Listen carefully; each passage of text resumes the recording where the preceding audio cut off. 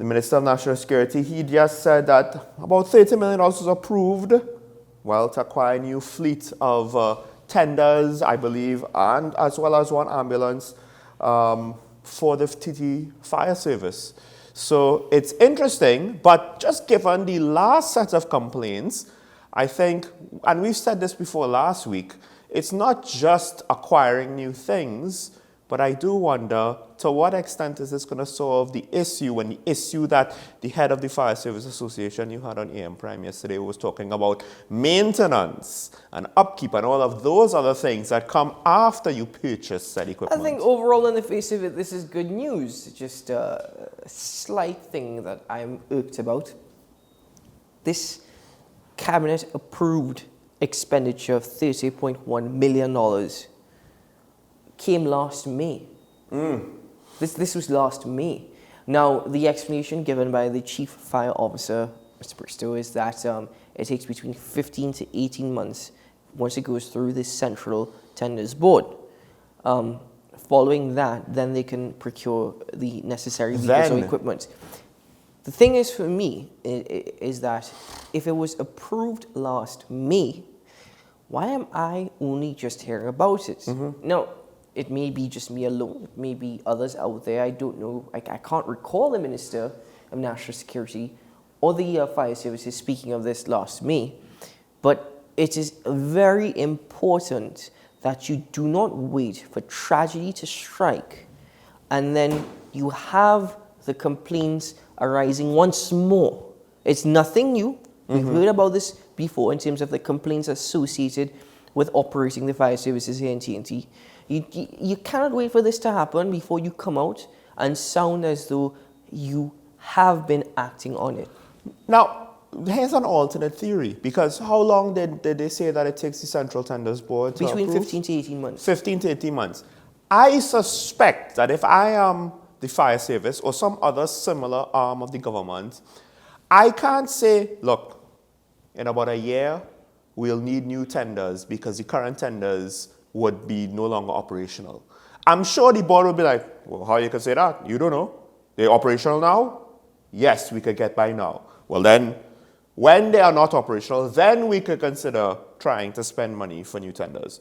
So the point is, I'm not sure if they have the capacity. This is a speculation, folks, of mine. I'm thinking that they're going to make the fire service run with the equipment until the equipment is demonstrably inoperable. Then they will try to start to search replacements. Yes, because as long as it's operable, you're going to have to make do. But because it takes 15 to 18 months and you're waiting to see that it's inoperable, then you have 15 to 18 months plus the time it takes to actually, buy the vehicle. So you're talking 2 years plus of where you have no cover because the old one ain't working and the new one is taking so long to reach in based on the rules. For a general discussion, your argument is very much valid, and I understand where you're coming from, especially given that this is Trans-Tobago. But it's not applicable in this instance because it's for years now. I recall in this before. case. No, what I'm saying. No, but generally across the board, yes. This could be the situation that's been going on for years because, again, are people promoted based on merit?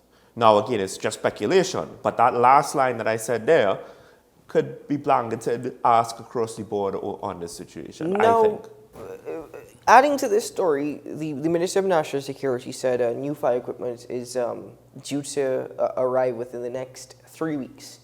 Now, this included one fire truck following the tragedy of Kim Morris and her daughter perishing in that fire last weekend. But Chief Fire Officer Arnold Bristow said procurement activity includes water tenders, a mobile water supply, and a chemical industrial tender, amongst other equipment.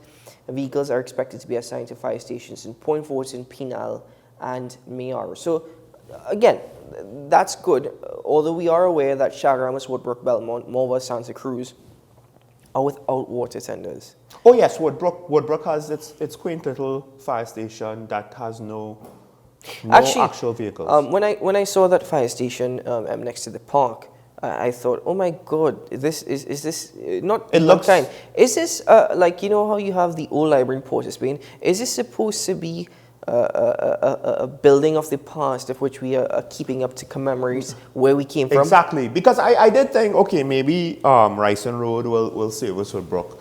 That's not unbelievable, right? However, it's an active fire station that looks as though it belongs maybe in some sort of post-apocalyptic TV series, some zombie series or something, because the maintenance of the structure, it just looks beat up and worn down. Oh, I actually thought it was just there so that we could appreciate the architecture and nothing else. But you know, I'm not being unkind or facetious. I'm genuinely concerned and frustrated that one example that you gave is of the Woodbrook Fire Station. Look at all the other fire stations on this list. Well, the thing with Woodbrook Fire Station, that's another question to be asked. Is it being maintained just for the sake of being maintained? If it has no capacity to fight fires. Well, that's actually a very good point. And there's a larger fire station right around the corner. No, that is a very good point, because if we're just maintaining it for maintaining its sake, you know, okay, we still have to pay the salaries of firefighters, but firefighters may not necessarily have the resources to respond.